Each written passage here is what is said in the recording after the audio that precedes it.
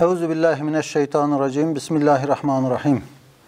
Elhamdülillahi Rabbil alemin ve salatu ve selamu ala seyyidina Muhammedin ve ala alihi ve sahbihi ecmain. Evet kıymetli izleyiciler, bizleri doğrudan doğruya Kur'an'dan beslenerek İslam'ı asrın idrakine sunan Risale-i Nur ile iman hakikatleriyle istihdam eden Allah'a hamdolsun. Evet kıymetli izleyiciler, Rabbim nasip ederse Risale-i Nur sohbetleriyle bundan sonra buluşmalarımız olacak. Sizlerle birlikte olacağız inşallah. Rabbim istifademizi arttırsın. Okuduklarımızı, konuştuklarımızı kendi rızası için kabul eylesin ve semeradar eylesin inşallah. Bismillah diyor ve Bismillah'a başlıyoruz. Bismillah her hayrın başıdır. Biz dahi başta ona başlarız diyerek Üstad Bediüzzaman Hazretleri birinci sözde Besmele'yi ve Besmele'nin mahiyetini ele almış ki bu konuyla ilgili Hazreti Ali'ye atfedilen meşhur bir söz vardır. Diyor ki Hazreti Ali, Kur'an-ı Kerim Fatiha'da, Fatiha Besmele'de B harfinde gizlidir. Yani işin bu hakikatine baktığımızda gerçekten Fatiha nasıl ki Kur'an-ı Kerim'in bir özüdür. Kur'an-ı Kerim'deki hakikatlerin adeta bütün o mahiyeti kendinde barındıran bir özdür. Aynı şekilde Besmele de Fatiha'nın özüdür ve belki de bu manada Kur'an'ın özüdür diyebiliriz. Evet, her hayrın başıdır. Her hayırlı ve güzel işin başında Bismillah olmalıdır, Besmele olmalıdır. Bil ey nefsim, şu mübarek kelime İslam nişanı olduğu gibi bütün mevcudatın lisanı hal ile virdi zebanıdır. Evet, şu mübarek kelime bir İslam nişanıdır. Nedir İslam nişanı? Bir yerde, bir beldede herhangi birisinin ağzından yemeye başlarken veya herhangi bir eyleme başlarken, bir fiile başlarken Bismillah dediğini duyuyorsak onun Müslüman olduğuna işarettir, delildir. Evet, nasıl bir şehirde bir minare, bir cami İslam nişanıdır, o beldede Müslümanların olduğuna delildir. Ezan sesi İslam nişanıdır. İşte Besmele de aynı şekilde bir İslam nişanıdır. Yaptığı işin başında Besmele'yi konuşan bir kişinin Müslüman olduğuna kanaat getirebiliriz. Ki nitekim Peygamber Aleyhisselatü Vesselam'ın Taif dönüşünü hatırlıyoruz. Hani Taif'ten taşlanarak kovulmuştu, hakaret edilerek kovulmuştu da Utbe ve Şeybe bin Rebiya'nın üzüm bağına sığınmıştı ya. İşte orada Addas adındaki Ninovalı kölenin Peygamber Efendimiz Aleyhisselatü Vesselam'a üzüm ikram ettiği sırada o üzümü Bismillah diyerek yiyişiyle Addas adeta takip eden konuşmalarla Müslüman olacaktı. Çünkü Bismillah bir tevhid nişanıdır. Çünkü Bismillah peygamberlerin getirdiği davalarının adeta bir ilanıdır. En büyük nişanesidir. Ve aynı zamanda bütün mevcudatın lisanı hal ile bir virdi zebanıdır. Yani bütün mevcudat, canlı cansız, bütün varlık alemi lisanı hal ile Bismillah diyor, Allah'ın adıyla hareket ediyor, Allah'ın adıyla bütün o eylemlerini, icraatlarını yerine getiriyorlar. Bismillah ne büyük, tükenmez bir kuvvet, ne çok bitmez bir bereket olduğunu anlamak istersen şu temsili hikayeciye bak, dinle. Demek ki Bismillah'ta iki önemli hakikat var. Bismillah hem tükenmez bir kuvvetin kaynağıdır, hem de bitmez bir bereketin kaynağıdır. Kuvvet ve bereket kaynağıdır Bismillah. Şimdi bir temsili hikayecik ile inşallah konuyu fehme daha da takrib ediyoruz. Bedevi Arap çöllerinde seyahat eden adama gerektir ki bir kabile reisinin ismini alsın ve himayesine girsin. Ta ki şakilerin şerrinden kurtulup hacatını, ihtiyaçlarını tedarik edebilsin. Yoksa tek başına hadsiz düşman ve ihtiyacına karşı perişan olacaktır. Evet, Bedevi Arap çöllerinde biz Siyer'den hatırlayalım. Himaye, yani bir kabile reisinin adı ile, himayesi ile hareket etmenin verdiği kuvveti biliyoruz. Peygamber Efendimiz Aleyhisselatü Vesselam ve diğer sahabeler himaye, kabile reislerinden bazılarının himayesi altına girmişler. Ebu Talip Haşimoğullarının lideriydi ve Peygamber Aleyhisselatü Vesselam onun himayesiyle davasını daha rahat yaymıştı, tebliğini daha rahat yapmıştı. Yani Bedevi Arap çöllerinde demek ki rahat etmenin, rahat seyahat etmenin, eşkıyalardan ve türlü belalardan kurtulmanın bir yolu neymiş? Bir kabile reisinin ismini almak ve onun himayesine girmek. Yoksa hadsiz düşmanlara karşı ve ihtiyaçlarına karşı perişan olacaktı. İşte böyle bir seyahat için iki adam sahraya çıkıp gidiyorlar. Onlardan birisi mütevaziydi, diğeri mağrur, gururlu, kibirli. Mütevazi olanı bir reisin adını aldı. Mağrur almadı. Kabile reisinin ismini alan, himayesine giren her yerde selametle gezdi. Bir kati'ut tarika rast gelse, bir yol kesiciye, bir eşkıyaya rast gelse, der ki ben falan reisin ismiyle gezerim. Şaki, eşkıya defolur gider, ilişmez. Bir çadıra girse o nam ile hürmet görür. Öteki mağrur ise bütün seyahatinde öyle belalar çeker ki tarif edilmez. Daima titrer, daima dilencilik ederdi. Hem zelil hem rezil oldu. Evet dostlar, işte ey mağrur nefsim, sen o seyyahsın. Şu dünya ise bir çöldür. Aczin ve fakrın hadsizdir. Düşmanın, hacatın nihayetsizdir. Madem öyledir, şu sahranın maliki ebedi ve hakim ezelisinin ismini al, ta bütün kainatın dilenciliğinden ve her hadisatın karşısında titremekten kurtulasın. Evet, işte bizler o seyyah gibiyiz bu dünya çölünde dostlar. Aczimiz ve fakrımız nihayetsizdir. İnsan denen varlık büyük bir acziyetle donatılmıştır.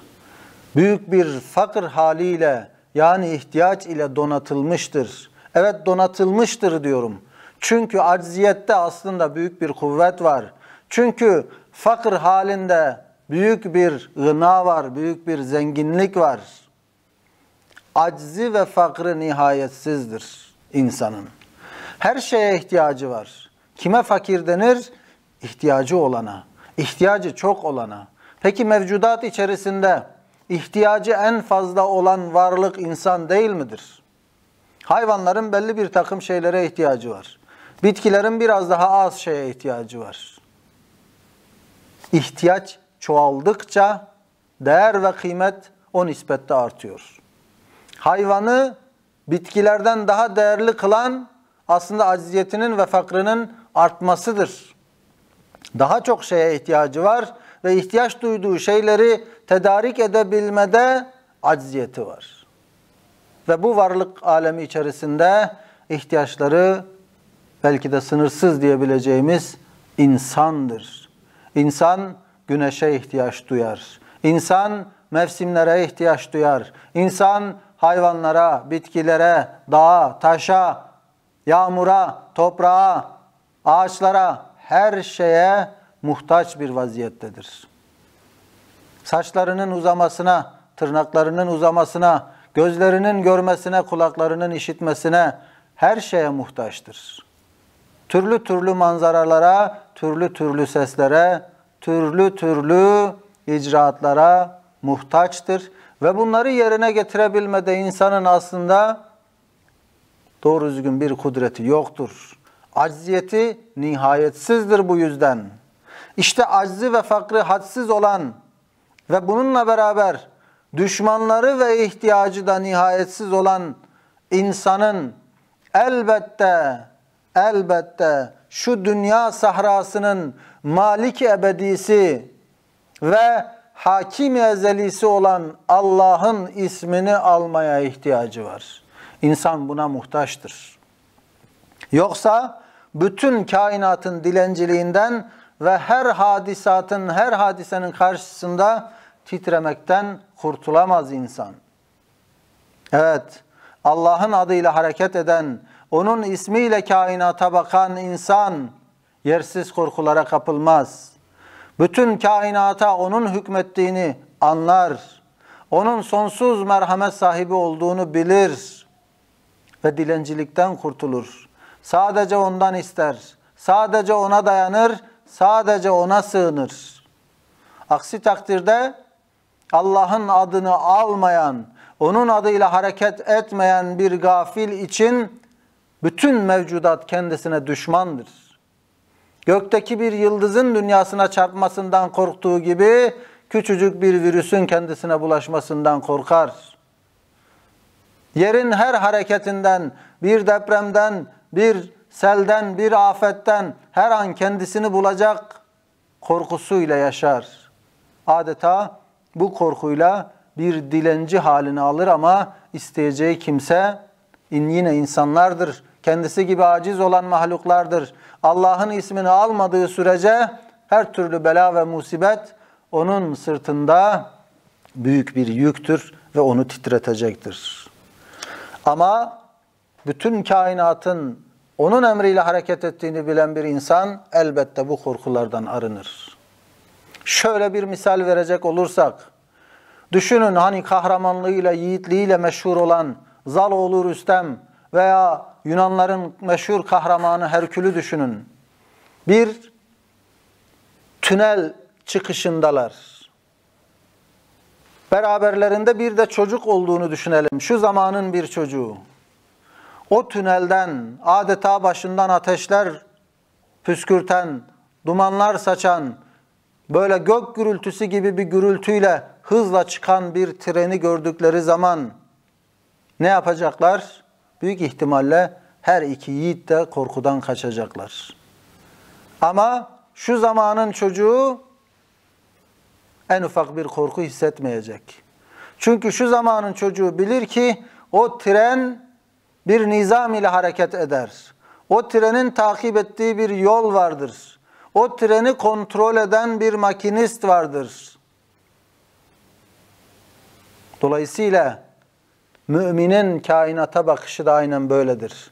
Mümin bilir ki bütün yaşananlar, bütün hadiseler bir nizam ile gerçekleşir. Bir kontrol vardır. Her şeye hükmeden bir hakim vardır. Böyle baktığı zaman hangi hadise bir mümini korkutabilir ki? Hangi hadise onun uykularını kaçırabilir ki? Oysa Allah'a imanı noktasında gaflete düşen insanların nasıl korkulara kapıldıklarını görüyoruz. Yakın dönemdeki hadiselerden, özellikle içinde bulunduğumuz koronavirüs hadisesinden çok daha yakinen şahit oluyoruz. Evet, bu kelime öyle bir mübarek definedir ki, hazinedir ki, senin nihayetsiz aczin ve fakrın seni nihayetsiz kudrete, rahmete rapt edip Kadir Rahim'in dergahında aczi, fakrı en makbul bir şefaatçi yapar. İşte Bismillah böyle mübarek bir definedir. Böyle bir bereketin, böyle bir kudretin kaynağıdır. O nihayetsiz aczin ve fakrın ile seni nihayetsiz bir kudrete ve nihayetsiz bir zenginliğe, gınayı mutlak olan Allah'a bağlıyor. İşte böyle bir aczini ve fakrını böyle şefaatçi hükmüne dönüştürür. Evet, bu kelimeyle hareket eden o adama benzer ki askere kaydolur. Devlet namına hareket eder, hiçbir kimseden pervası kalmaz. Kanun namına, devlet namına der, her işi yapar, her şeye dayanır. Her şeye karşı dayanır. Evet, askere kaydolan birisinin düşünün. Tek başına aslında söz geçirebileceği belki kendi gibi biri olur en fazla. Ama askere kaydolup devletin gücünü, koca ordunun gücünü arkasına aldığı zaman kanun namına, devlet namına der, hareket eder ve her şeye karşı da dayanır. Başta demiştik, bütün mevcudat lisanı haliyle Bismillah der. Öyle mi? Evet. Nasıl ki görsen bir tek adam geldi. Bütün şehir ahalisini cebren zorla bir yere sevk etti. Ve cebren işlerde çalıştırdı. Yakinen bilirsin ki o adam kendi namıyla, kendi kuvvetiyle hareket etmiyor. Çünkü o adamda koca bir memleketi zorla bir yere sevk edip zorla çalıştıracak güç ve iktidar gözükmüyor.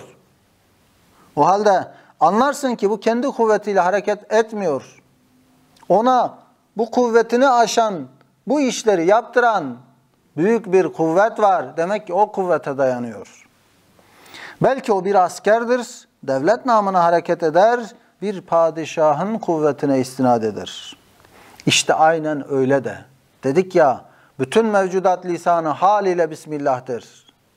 İşte aynen o askere kaydolup o büyük işleri yapan asker misali, büyük bir kuvvete dayanan asker misali, öyle de her şey Cenab-ı Hak namına, her şey Cenab-ı Hakk'ın namına hareket eder ki, zerrecikler gibi tohumlar, çekirdekler, başlarında koca ağaçları taşıyor. Nasıl yapıyor? Onların kendi kuvvetiyle olabilecek bir iş midir? Demek ki Bismillah diyor o tohumlar, o çekirdekler. Dağ gibi yükleri kaldırıyorlar. Demek her bir ağaç Bismillah der. Hazine-i rahmet meyvelerinden ellerini dolduruyor. Bizlere tablacılık ediyor. Ağaçlarda o kuvvet mi var? Bizleri mi tanıdılar, bildiler de zevkimize en uygun şekilde o meyvelerle donandılar. Demek ki ağaçlar Bismillah diyor. Her bir bostan Bismillah der. Matbaha-i kudretten, o kudret mutfağından bir kazan olur ki her bostan, çeşit çeşit pek çok muhtelif leziz taamları içinde beraber pişiriyor. Her bir inek, deve, koyun, keçi gibi mübarek hayvanlar Bismillah der, rahmet feyzinden birer süt çeşmesi olur. Aklı olmayan, şuuru olmayan o hayvanlar yediği ottan, samandan nasıl süt üretiyor? Onlarda böyle bir güç, böyle bir kudret mi vardır? Demek ki Bismillah diyorlar. Bizlere Rezzak namına en latif, en nazif, ab-ı hayat gibi bir gıdayı takdim ediyorlar. Her bir nebat ve ağaç ve otların ipek gibi yumuşak kök ve damarları Bismillah der, sert taş ve toprağa deler geçer. Allah namına, Rahman namına der, her şey ona musahhar olur. Evet, havada dalların intişarı ve meyve vermesi gibi, düşünün havada nasıl kolaylıkla o dallar büyür, yayılır, meyve verir. Aynen onun gibi o sert taş ve topraktaki köklerin kemali suhuletle, tam bir kolaylıkla intişar etmesi, yayılması ve yer altında yemiş vermesi, meyve vermesi buna delildir. Demek ki o nazik kökler Bismillah diyor, sert toprağı, hatta sert taşı deliyor. O sert toprağın içerisinde meyve veriyor, yemiş veriyor. Hem şiddeti hararete karşı aylarca nazik yeşil yaprakların yaş kalması. Evet, bir insan dahi yazın sıcağından yanıp kavrulurken o incecik nazik yapraklar aylarca o güneşin ısısı altında yeşil kalabiliyorsa demek ki Bismillah diyor. Evet, şiddeti hararete karşı aylarca nazik yeşil yaprakların yaş kalması tabiiyyunun, tabiatçıların ağzına şiddetle tokat vuruyor. Kör olası gözlerine parmağını sokuyor ve diyor ki en güvendiğin salabet ve hararet dahi, yani sağlamlık ve ısı, emir altında hareket ediyorlar. Ki o ipek gibi yumuşak damarlar, kökler, birer asa-i Musa aleyhisselam gibi فَقُلْ نَدْرِبْ بِعَسَاكَ الْحَجَرِ Asanı taşa vur ey Musa, emrine imtisal ederek taşları şak ediyor o kökler. Tıpkı Musa aleyhisselamın asası gibi. Taşa vuruyor, taştan su çıkarıyor. Taş ağaçtan, odundan daha serttir. Ama Bismillah dedi Hazreti Musa, o tahtadan asasını taşa vurdu, taşı yardı, taştan su çıkardı Allah. Demek ki o tahta Bismillah diyor. Aynı şekilde işte ağaçların kökleri, o nazik kökleri sert taşa, toprağa vuruyor ve oradan o taştan çıkan pınarlar gibi adeta tatlı tatlı içecekleri olan meyveler veriyor Allah'ın izniyle. Ve o sigara kağıdı gibi ince nazenin yapraklar birer Aza İbrahim Aleyhisselam gibi ateş saçan hararete karşı ya naru kuni berden ve selamen ayetini okuyorlar. Nasıl ki Hazreti İbrahim Aleyhisselam'ı ateş yakmadı, ateşe emredildi ey ateş İbrahim'e karşı serin ve selamet ol. İşte Allah'ın adıyla hareket eden İbrahim'i ve hatta İbrahim Aleyhisselam'ın elbisesini dahi nasıl ki o ateş yakmadıysa o nazik yapraklar da adeta Allah'ın adıyla hareket ediyor. Bismillah diyor ve o yangına karşı adeta kendilerini muhafaza ediyorlar o ısıya karşı. Madem her şey manen Bismillah der, Allah namına Allah'ın nimetlerini getirip bize veriyorlar. Biz dahi o zaman Bismillah demeliyiz kardeşler. Allah namına vermeliyiz, Allah namına almalıyız. Öyleyse Allah namına vermeyen gafillerden almamalıyız. Gafil de kalsa biz gafil kalmayarak alırken yine Bismillah diyerek onun ondan değil Allah'tan geldiğini bilerek almalıyız. Bir sual. Tablacı hükmünde olan insanlara bir fiyat veriyoruz. Evet, insanlar tablacı hükmündedirler. Çünkü o nimetlerin gerçek sahibi onlar değil. Gerçek sahibi Allah'tır o nimetlerin. Ama tablacı hükmündeki insanlara o nimetleri bizlere ulaştıran, vesile olan o insanlara, o tablacılara bir fiyat veriyoruz. Acaba asıl mal sahibi olan Allah ne fiyat istiyor? Mün'im-i hakiki olan Allah ne fiyat istiyor? El cevap. Evet, o mün'im-i hakiki, o gerçek nimetlerin sahibi, bizden o kıymetdar nimetlere karşı, mallara karşı istediği fiyat 3 şeydir dostlar. 3 şey. Biri zikir, biri fikir, biri şükürdür. İşte başta Bismillah zikirdir. Ahirde elhamdülillah şükürdür. Ortada ise bu kıymetdar harikayı sanat olan nimetler, Ahad, Samed'in mucize-i kudreti ve hediye-i rahmeti olduğunu düşünmek ve derk etmek de fikirdir. Evet, bu nimetlere karşı Rabbimizin bizden istediği demek ki bir, zikir, yani onu anmak, onu hatırlamak. Hangi nimete erdiysek, hangi nimet bize yetiştiyse, o nimetin ondan geldiğinin ilanı, ondan geldiğinin farkında olduğunun ilanı hükmünde olan Bismillah demeli. Bismillah işte bu zikirdir. Onu anmalı. Ne diyor Rabbimiz? Beni anın ki ben de sizi anayım. O halde Allah katında anılmaya değer bir varlık olmanın yolu her nimette, her hayırlı şeyde onu anmaktır. Onun adıyla hareket etmektir.